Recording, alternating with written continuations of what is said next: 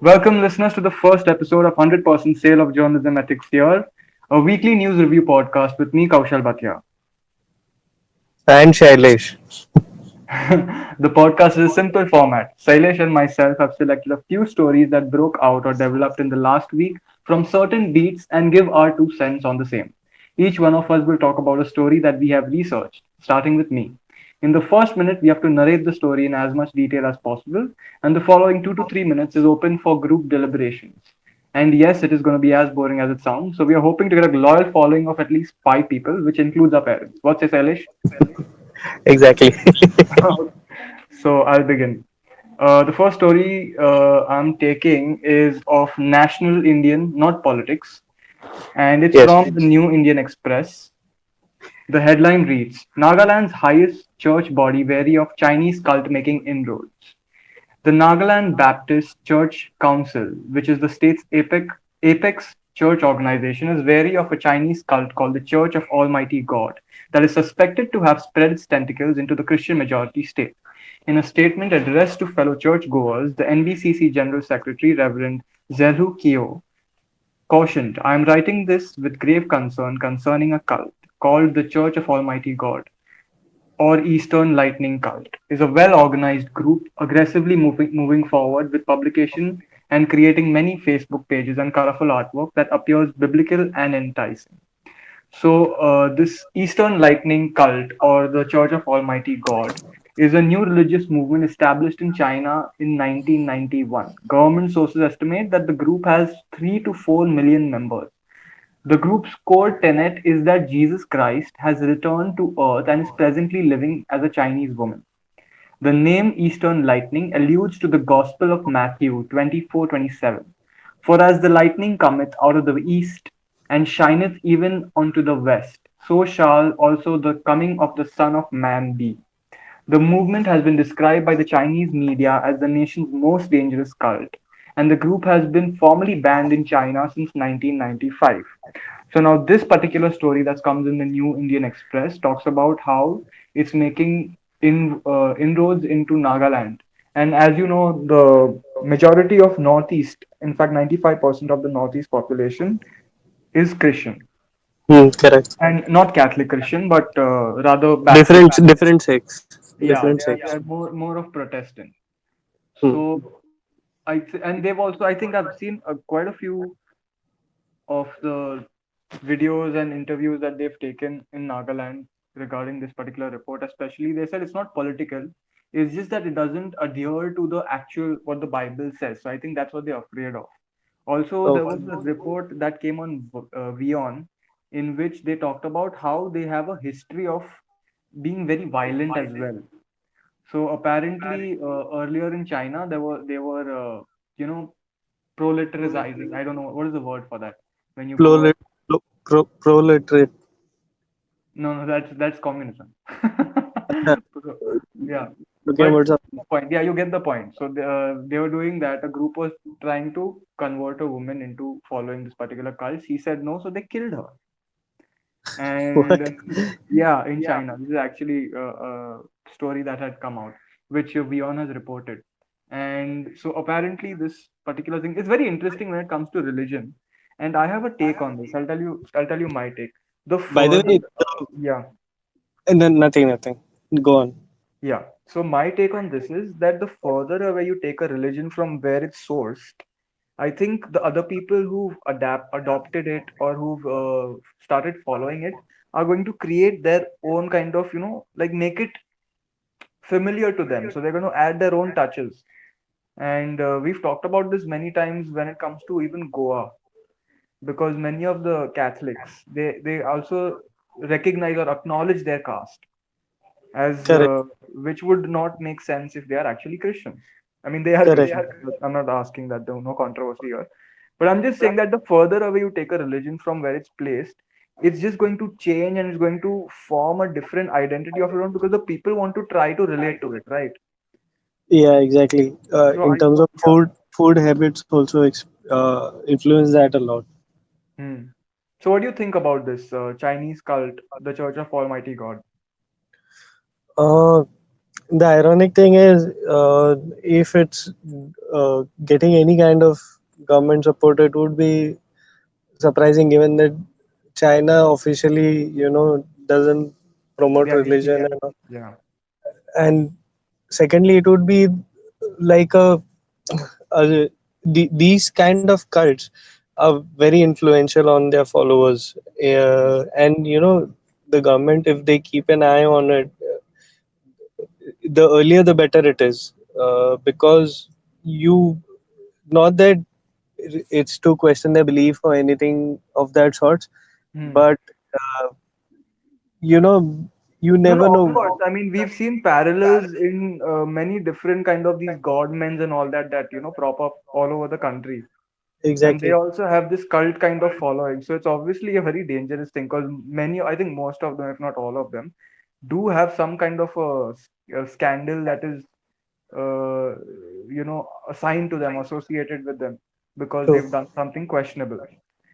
So I think because it's a cult, that's the red flag that you need to focus on. Yeah, that Anything Surya to mentioned. their belief is whatever they believe in. It's nothing. It's a personal choice. You can't Oh, but let question me it. clear one thing because I remember in Beyond the report they had also said that the Chinese is also they've banned it basically, and they are because they're communist and they are atheists, so they are not saying that's political. They're just saying that they don't want it to make inroads. So that's the thing. The Chinese have banned a lot of cults. Falun Gong Hmm. is one of the examples, who basically have been banned and prosecuted as well, persecuted rather. My bad. So sh- that's no yardstick to understand what these Yeah, are. I think they are, and being communist, there's a very initial thing where you already see religion as a very this thing. It's a very sketchy thing. Yeah, negative thing, rather a thing not to be desired of sorts. And the sad thing is because historically people have been so violent, like communists have been so violent against religious people and their kind. If a country turns into communist, then Hmm. they try to just get rid of any sign of religiosity or any kind of those things, which is also not. I think I don't know. It's a very complicated thing, but I think we'll end this particular section here and we'll move on to national news politics, which is your area. Silas, you can take it away. Yeah. So the story that we picked out for this particular section is not interested in contesting the next assembly poll, Hemanta Biswa Sharma. Now, for Hmm. those of you who don't know him, he is the current finance and the health minister of Assam, and also the convener of the Northeast Democratic Alliance that is led by the BJP. So he's considered by many people as the pointsman, BJP's pointsman in the Northeast, and he said this in a tweet that he is not interested to contest the next assembly polls, which is to be held in 2021. And the many people are saying, and Telegraph India in one of its columns has said that the it's basically a outpouring of an infighting within the party, Hmm. and the other person that is involved in this is BJP General Secretary Ram Madhav, who is also BJP in charge for the Northeast area.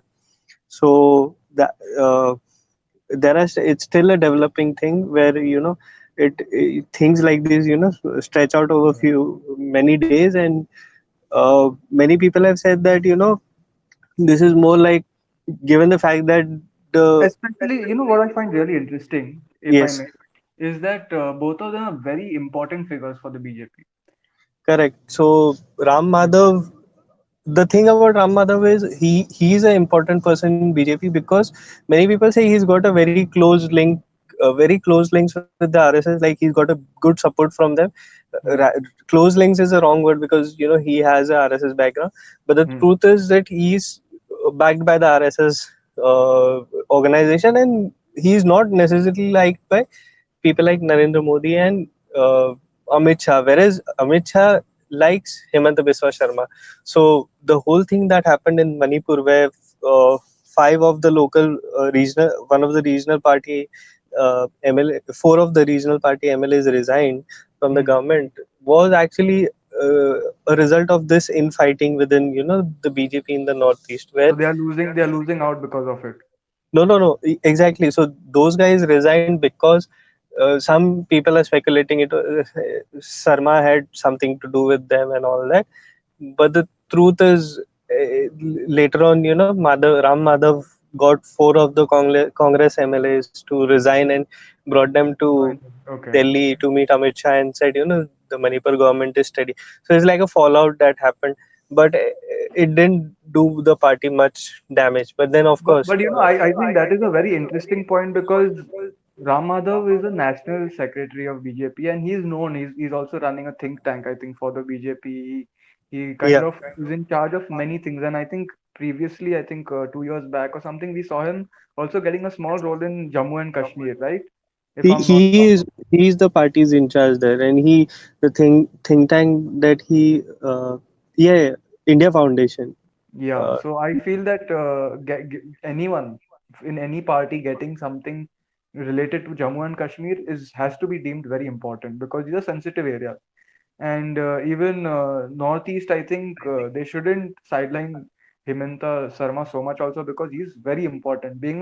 Having a person from that area representing that area is much more important than people who can kind of do that because politically, obviously, people will know who's got the astute kind of strategic thinking and all. But ultimately, the people want to see a representation of where they are from, right? Correct. From what I understand is this thing will, in my personal opinion, will be sorted out before 2021 assembly election. And mostly people are saying Biswa was supposed to be the prime minister in 2016 when the state went to election, and he had come over from Congress to No, BJP. you But mean then chief minister. chief minister, sorry, what did I say? I think you said prime minister. That's why I just corrected you. But it's My okay. bad. This happens. No, no, that's normal. Uh, So he was supposed to be the chief minister, but then he was made the finance minister and health minister.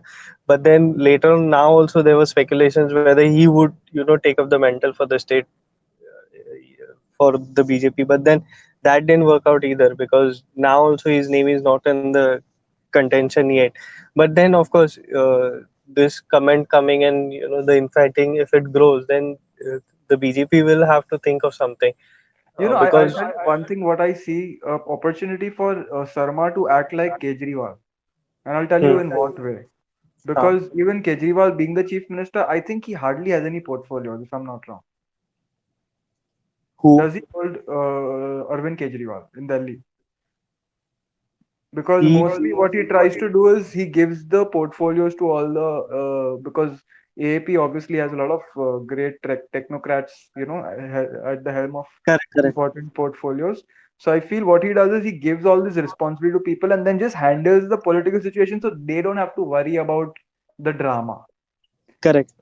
So Himanta Biswa Sarma can do the same thing there. I think they can, think of keeping him as a CM in Assam, not give him any portfolios, but I mean, CM being a CM itself is a very honorable post. I don't think he would, or maybe he would. I don't know how these things work. But yeah, I think we've finished with But this then particular story. I think. What do you think? uh, Oh no, continue. Sorry, I didn't know you were no, saying. I think depends on the state also. In Delhi, it's okay. It's a very different city. It's a city state. But then Assam is a completely different story. But anyways, of course, we'll have to see. It's a good idea to explore. Yeah, that's true. Okay. Yeah. So should we move on to the next beat? Yes, of course. Yes. Right. So the next beat is business, and I'm going to take over now. The story is from Business Insider India, and it is credited to Ronak Jain.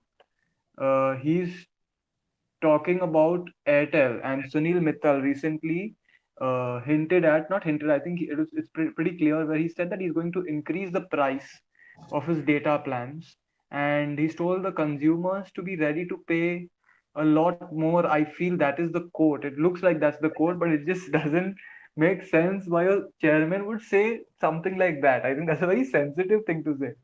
Hmm. Because I think it's a quote. He said, "Prepare to pay a lot more." I think Correct.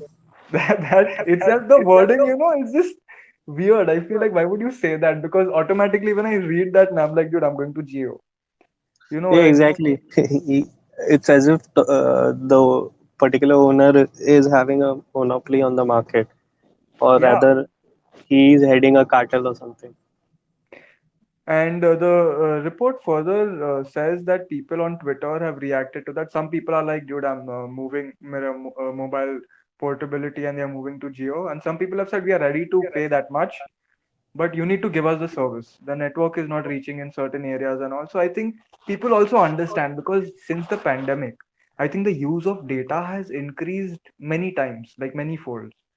Okay, So it would also make sense because he says that if you're using, specifically if you're using the internet to watch TV and you're watching these videos and stuff, then you'll have to pay extra for that. But if you're using it for other things, then you won't. So I think there are specific things because they want to actually get the money. I mean, even calls, how many calls do you actually make? People are making WhatsApp calls. They are not even getting that number through. And data is at like water's price right now, I feel. So it makes sense to increase the price. no, but I would slightly disagree with it. Monetization, in the sense that, okay, whether you are making a profit or not is a different question over here. Uh, and secondly, what happens in a market where the data is comparatively cheap, um, for you to charge whatever amount you are planning to charge, which is higher than the, why would the customer stay with you? That is one thing. Secondly, what happens is the cheaper the data is, it's not that it is dictating more consumption, it's making it people consume more. People are consuming the amount of money, the amount of data that they've paid for. For example, if you're paying for 2 GBs a day, you're paying for 2 GBs a day, and extra top ups, whatever you do, you're paying for it separately.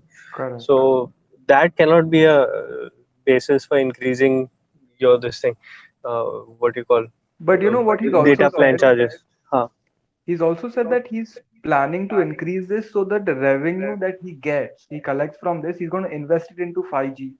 He's going to No, but invest it into new technology because ultimately, I think this, sorry, I'll just finish this, is huh, that when Geo came into the market, they aggressively priced their plans. Like it was to such a level that we were like, is data really that cheap?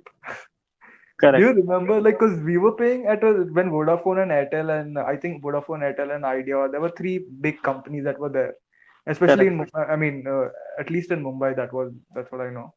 And they had these pricing which was like 700 rupees and you get like a limited data. So unlimited data was a big thing for us at that time.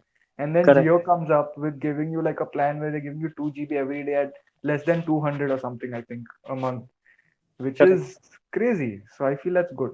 I mean, and they were. He also said, Sunil Mittal said that in the US and European countries, they have for such plans that you're getting in India, they have to pay you $40 and $50. No, but again, I don't feel any sympathy for Sunil Mittal or his company for one simple reason. When we go when we go to buy stuff online, we go Hmm. to Flipkart, we go to Amazon, and once upon a time there used to be Snapdeal and other places that Yeah, we compare.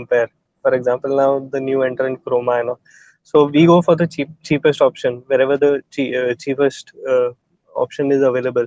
And I know those e-commerce companies are losing a lot of money. They've not turned profit.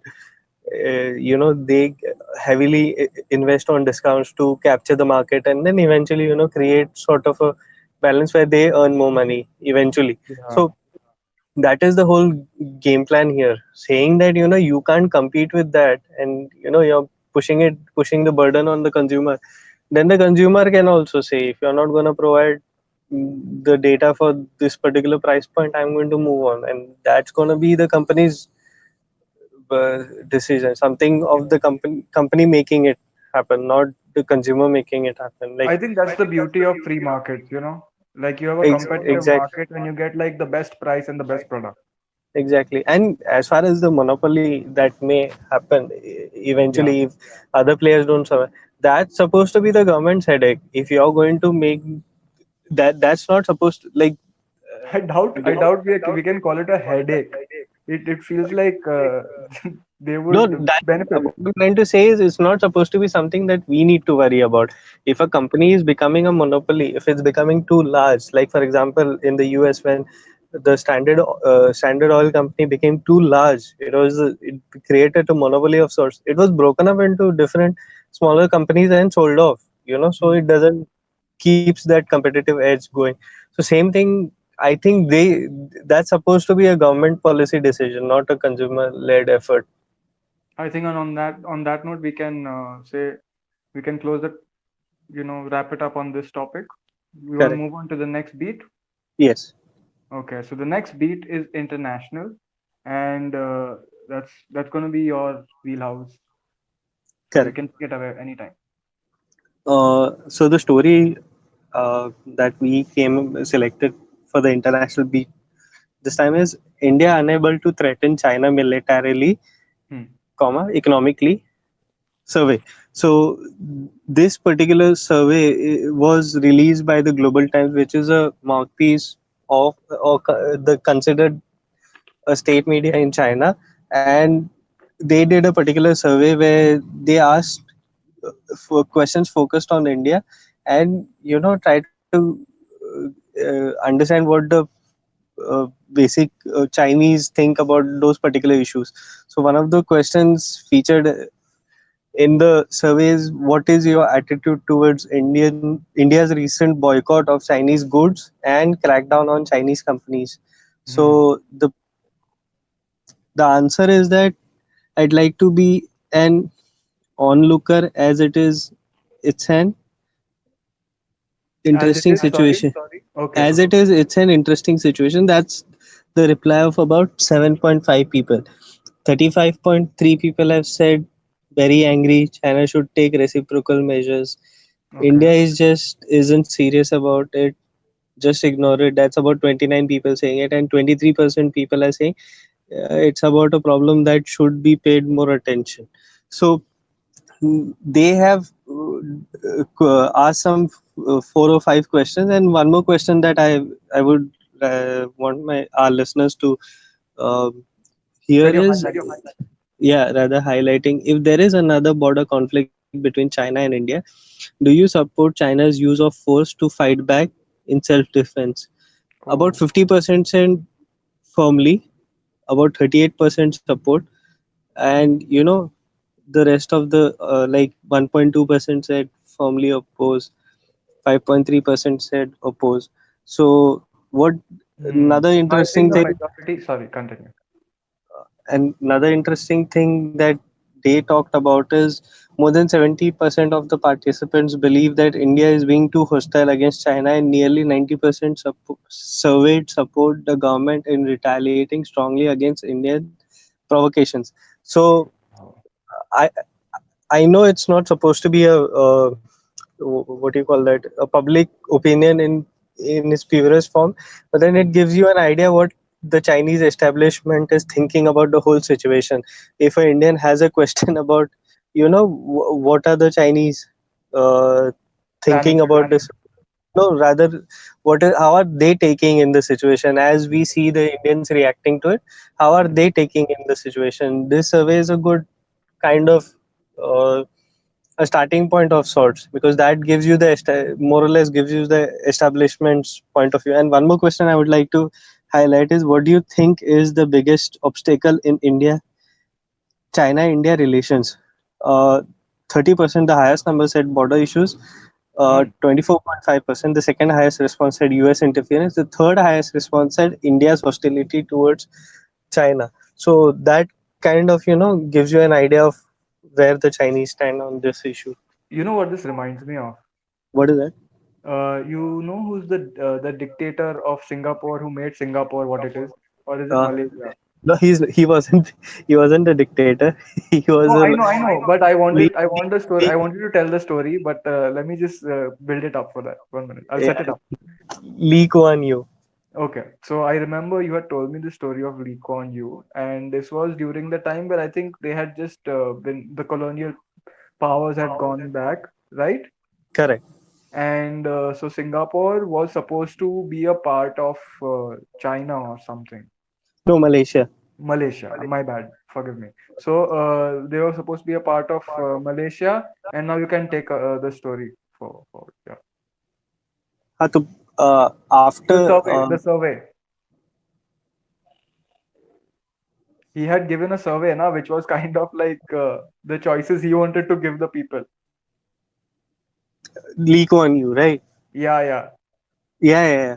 So I don't recall it, to be honest, exactly And what I said. anyway, no, no, but I remember that you had told me that this particular story was very similar, where He he he was did a a very benevolent. By the way, he was a very he was good for Singapore. He made Singapore what it is, the brilliant state of the art country that it is, and the way they've like it's a pretty great place because of him.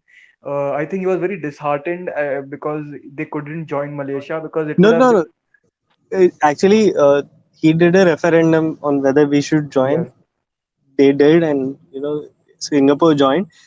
They were kicked out of the federation by the Malaysians. Oh yeah, okay, yeah, yeah. They were kicked out because Singapore is ethnically majority Chinese, and those that doesn't work well when it comes to ethnic lines in Singapore and religion. Those are a bit of a dividing factor. So Hmm. that's the reason they kicked them out. I'm sorry to digress so much. I think I No, really took you to a different route only. But like you were huh, saying, I think, yeah, that's very interesting. And Global Times is a mouthpiece of the Communist Party of China. correct, correct. So also because they hide so much data, you really don't know how manufactured this is. But this could actually be them also taking a idea of what the public mood is. Maybe this actually could be that, and Or they would or have maybe printed it only. They would have published it only if they found it to be like satisfying. They must have actually taken a survey. or they could have just done it in the sense to give a perspective on what the government thinks. As I said, it's a state media, so it Correct. kind of gives you the idea of what the Chinese government or the people in power are thinking. Whether or not this survey, how much of it is authenticated or how much of it is genuine, we can't really say unless there's more transparency. Hmm. So I think to tie it up, would you like to say any parting words from this particular beat? Don't know about that's about it. Yeah, so good article, good insight into what the options they are considering, and we move on to the next Yeah, beat, which is sports. yeah. Now I have not actually picked out the article for this, but I've been following chess Okay, quite like consistently over the past few months, and I got started because of this YouTuber named Samay Raina, who basically started his YouTube channel because of Tanmay Bhatt, and you okay. obviously know this because we started watching it together.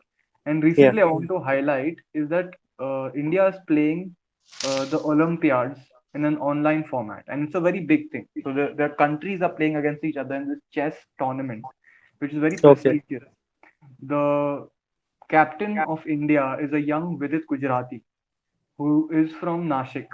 And just before this tournament, Vishy Anand has retired from captaincy, but he's still in the team. And Okay. by the in the third round, we were playing against China. Just the round before this, today we played Armenia and we won that as well. Today was the quarterfinals. And Okay. before that, we were playing China, and China is supposed to be rating wise a better team, a superior team than India. But I was following that match. It was being commentated by Sahil Shah, who's an international master, with his wife Amruta Mokal, and Samay Okay. Raina was handling the back end. And it is such a wonderful thing to see. I think the whole perception about how chess was and how we thought it would be boring is just Hmm. completely changed because the way they've introduced it, I think I can relate it to the same way people taught me history in school. You know, I Okay. I, I never found it very interesting because the method in which they taught us, it wasn't Correct. something that would help you retain that information. But chess is really nice. Anyways, so I'll tell you Hmm. what happened against China because this is the sports update. Vidit Gujarati was playing against Ding Leren, who played board number one in China, and he is I think world number I think in the top five, and Vidit Gujarati is I think he's in the top 10. I'm not very sure, Okay. but he's obviously Ding Leren has got some. a rating superior to Vidit Gujarati, and he's supposed to be the favorite in the match. So the senior leaders, the senior chess players, the veterans in India, which was Harika, uh, there was not Vishyana, sorry, Vidit Gujarati, there was Hari Krishna Pentala, there was some really good players. I forgive me if I'm missing out any names. And Okay. they all stuck. Yeah, Koneru Hampi, who is the female, one of the top greatest grandmasters, female grandmasters from India, and Okay. they all held their own. So in chess, what happens is if you draw a game, it's a half a point for each. But if you win a game, it's 1 point, and you need to basically at least get 3 points to beat a team, because that's how I think it would work. Because there's six people playing boards, six boards that are in play. Four of the Okay. veterans they drew the games, and the true juniors, which is Nihal Sar, not I think Nihal Sarin. It was no, it was Pragnananda and Divya Deshmukh who won against their opponents, and we won Okay. against China. So I think that is the update of chess. What do you feel about chess? To be honest, I don't follow a lot of sports. I'm glad you called it a sport, because there is a petition going on for the chess players are asking people to sign a petition where the government acknowledges them for a Arjuna Award, because they haven't been for the past many years. They haven't been, and Indian players have been really doing a great job. They That's have very really been winning. that's very tragic because at least from in general reading that I come across, chess grandmasters and those Russian ones and Yes. in the international tournaments are very high rated. Wait, your voice is And breaking. I think you India, just take a. You need to repeat that because your voice broke at that point. You said the Russian uh, team, the Russian chess team. Go on. no, I'm saying the grandmasters that are there Yeah. in the in other countries, and uh, especially some of them Russian and all. These are very revered figures uh, Yes. by people. I mean, they are well known in India. It's To be honest, I don't know any chess players in India except the famous one. I can recognize him by face, but not name. But that's the tragedy, I think, with No, but other I'll give you sports some in good India. news, because What? the past few streams, they've been online streaming it while these people are playing the matches online. They Hmm. will show you the board and they'll commentate on it. And the viewing for these shows for the Indian players playing in the Olympiad has been upwards of 30,000. That basically means a filled up Wankhede Stadium. Then of course, Bill, that's the unique and advantageous thing about technology. It delivers to a large, wide array of audience. For example, if you had to go and watch a cricket match in Wankhede Stadium, because there are so many fans, you fill it up. Okay, it's easy. But Hmm. then same thing doesn't apply to other sports because you have other commitments and all. I Correct. think it's a good thing, and especially I like the fact the good thing about this story is it's introducing people to something new, that chess is consumed in a different way comparatively. Okay. And I'll just give you one little piece of fact before we move on to the next beat. That is Hmm. recently before, because by the way, Sailesh had delayed his recording time. So just to mention that here, but when you had delayed it, I was watching because it was going on right now. The match between India and Armenia was going on right now. Okay. And after that, there was a person from FIDE, which is a online organization which gives the rating and all. It's all very fancy. He had come and he had given a report that the particular network, the servers of FIDE had crashed because too many Indians were visiting the website. So that's good news. Yeah. So it's basically, I feel, this is one thing I want to just touch at. We can basically speak about for 1 minute or so. Is that Correct. India is such a big market. Okay. If you can make a trend go viral in India now, Correct. it's crazy. Like, because Chinese market is shut, right? So you really don't even know what they're consuming. To be honest, Hmm. I don't have any idea. So that particular 1.34 billion people are not there for any economy. They are being just being insulated with the products that are domestic. But India is a open market for so many people, and it's such a big population that it can make a difference to anything. Correct. I agree. Yeah, that's what I wanted to say about. I'm really I feel really proud when I hear stuff like this, by the way, and I think it's the emotional part of us. Correct. Moving on, the next. Oh, this beat also is apparently mine. The next two beats are mine. There's entertainment. Hmm. And for What? entertainment, it's a very fast thing. It's a very quick thing we're gonna do. What I did is the best place to go for entertainment is where do you go, Sailesh? I don't read entertainment news. I know, Sorry. but if you want to go to entertainment news, where do you go? If I have to read, then I go to, I don't know, Times of India. Exactly. The pioneers of entertainment news. In entertainment. Anyway, so this particular article is most controversial royal love stories from around the world. There are nine particular slides. I'm going to read it out. Okay. And you can give Hmm. your comment at any time. This is a very light particular beat, so you can come in at any point. Okay.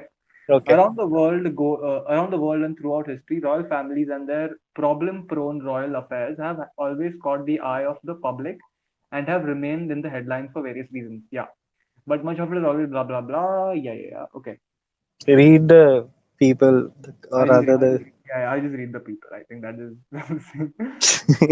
cut to the chase. Yeah, this thing got stuck. Yeah, my PC my laptop got stuck. Oh, The first one, obviously, is the most recent one, and that is Meghan Markle and Prince Harry, who have shifted to Canada the last time I heard, and I think they shifted to US also, no, after that, if I'm not wrong. no, they are they were considering of splitting time between US and Canada. Hmm. So I don't know what's the update with that, and since my PC has hung right now, uh, what can we Isn't do? your PC Mac? How many tabs have you opened? Dude, it's not Mac. My mom is using Mac. So this is Oh, all extra information for our listeners. You can judge how much.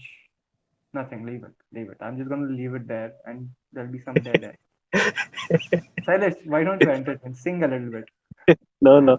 Why don't we just move on to the next beat? You and I don't really, you know, want Okay. to Yeah, bother our entertainment. Yeah, you know what? Royal people and their problems, first world problems. I'm gonna people. move on to the People next will be beat. wondering where is SSR? Why isn't SSR being mentioned? Oh, that's a very good point that you brought out. So for the listeners, we are going to not take stories that are out there in the mainstream. We're going to try to take things that have gone under the radar. Okay. Correct. So don't expect the thing that you're seeing in the front page. You can expect something even more boring. Okay. Hmm. What's Okay. the next beat? So the next beat is opinion or editorial of the week, and this was supposed to be your beat, but I took it because I had a really good opinion piece that was written on the August of 20th August, which is technically 8 days, so a little bit 1 day more than a week back. Hmm. But I Hmm. love this particular article. The opinion is it's basically written.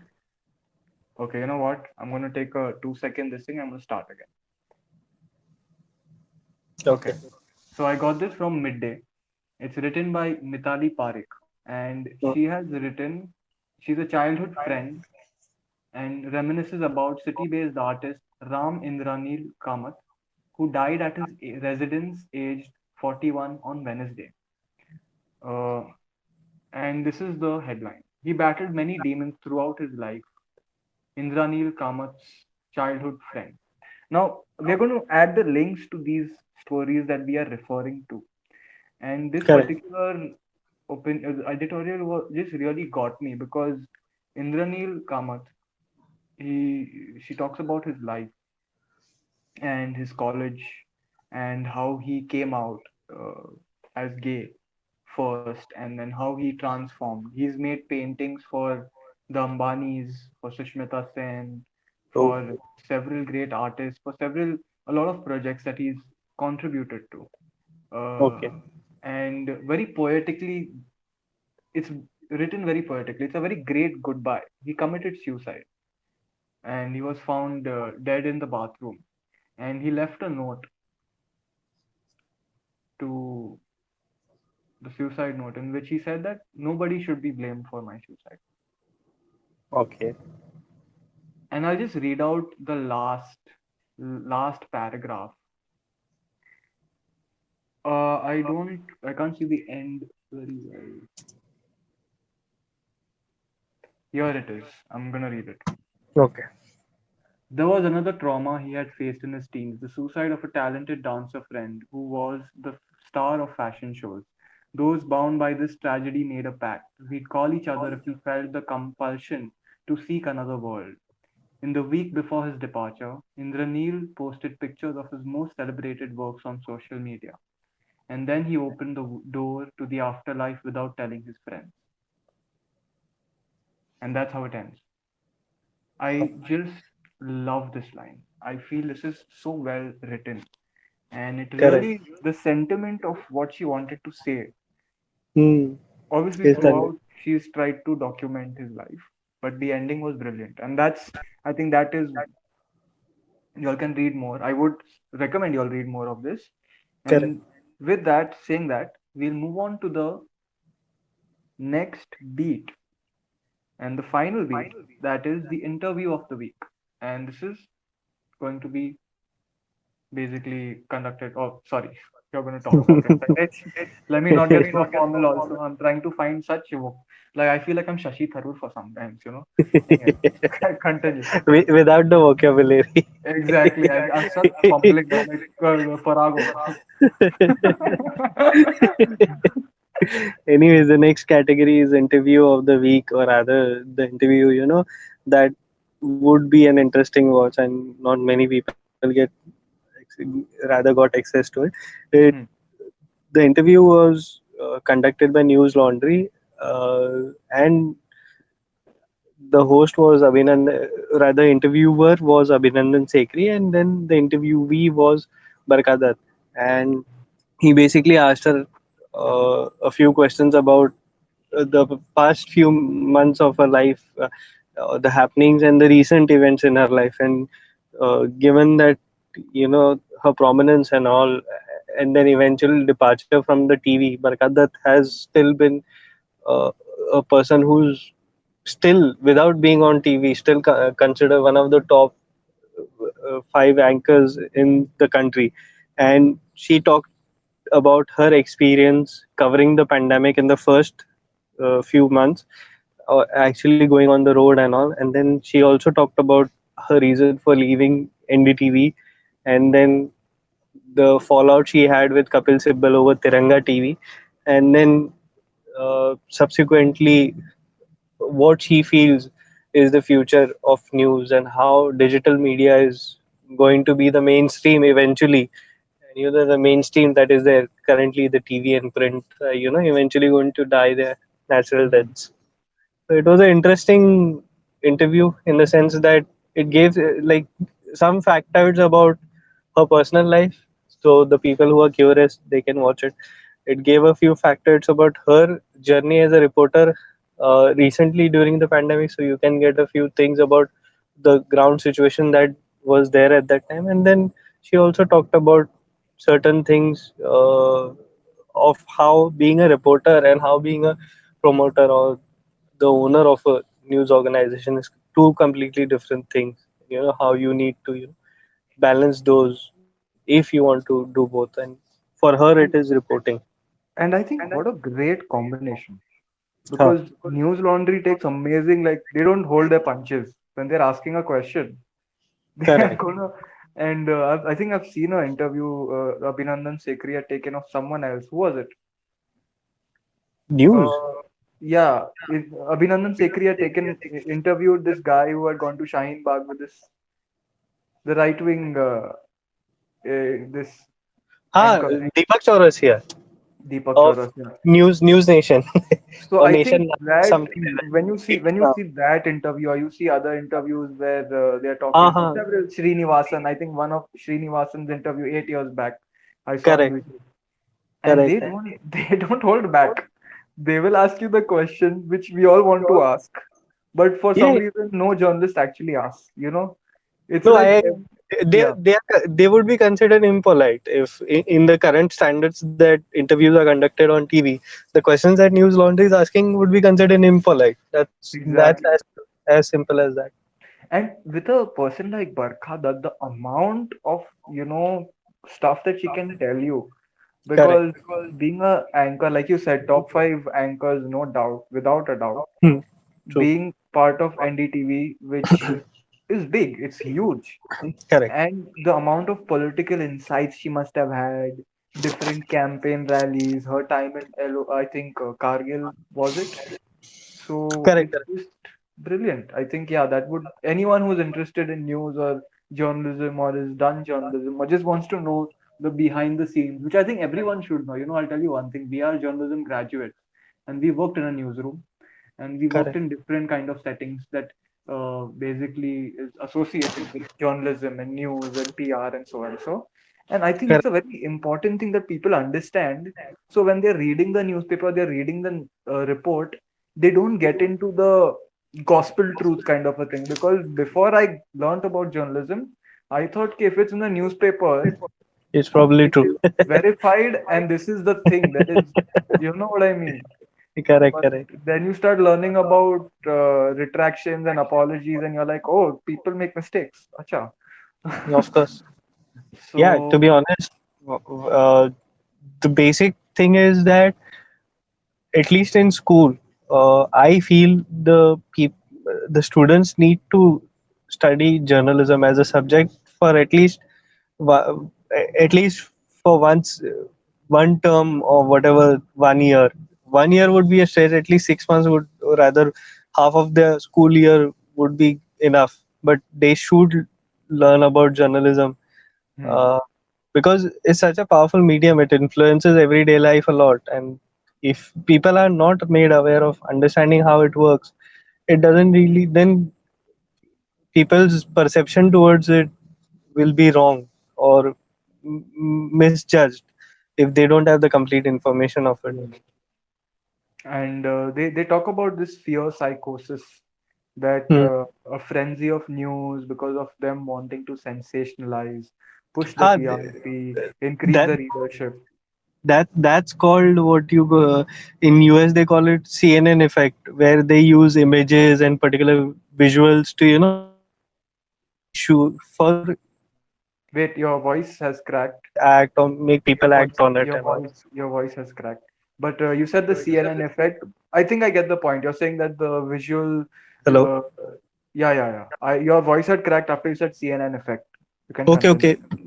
Basically, there's a term called CNN effect that they developed in US, where CNN or other media organizations are said to use pictures and other visuals to sort of hype up a particular issue, to make the government act or make people act on it, on all those kind of things. Like for example, if they want to make people act on the plastic pollution, they would show all the pollution that it is causing, the birds and fishes that are getting stuck in it and all those things, and try to get people to get to act on it. Yeah, sensationalism is everyday reality of journalism. Yeah, I think we learn the ethics, but then when you get into the field, you realize what they really want to do. But I think it's a very complicated thing. Correct. But before we end this week's Very very podcast, long. week's episode, I think it was okay. Yeah, yeah, it was pretty long now. We'll do Yeah. something. We'll do something about it. We'll do something I about don't think so. Even our parents would listen to this. it. No way. They'll be like, My we dad, already know our kids. Why we want to listen their thoughts about things? my dad would be like, "तू English बहुत fast बात करे." That is Gujarati, पर your English was very fast. I couldn't understand No, I understood. you. No, but for the listeners. Oh, yeah, correct. Yeah. So I think on that note, Vachi, one last parting thought. We'll take both of our 2 cents about it. That is, do you at all now follow? You can. There's a noise coming in the background. Sorry, Anyway, sir. huh. But the last parting thought: do you actually follow TV news anymore? No, I haven't followed TV news since 2008 or 9, I think. Okay, I've and actually never followed TV news, to be honest. When I was 13, our TV broke and we didn't buy TV for a long time. And no, so so with the phase I was supposed to get hooked to listening to news, TV was not there. And by the time the TV came, and I had other mediums to entertain myself, so I never really got on to listening to TV news. Arnav So and all, I basically, in college by you're pragmatic because of coincidence. uh, you could say that. So yeah, I think with that, this is the end of 100% sale of journalism ethics here. If you feel that we did not sell the journalism ethics fully, that is because it was a clickbait, and this is kind of going to be a pretty good show. And I hope you continue to listen to us in the further weeks, and I hope we are consistent in recording this. With that, I take your leave. Sailesh, you can say your parting words. Thank you to all the 5 people who have logged in and watched this and given their time.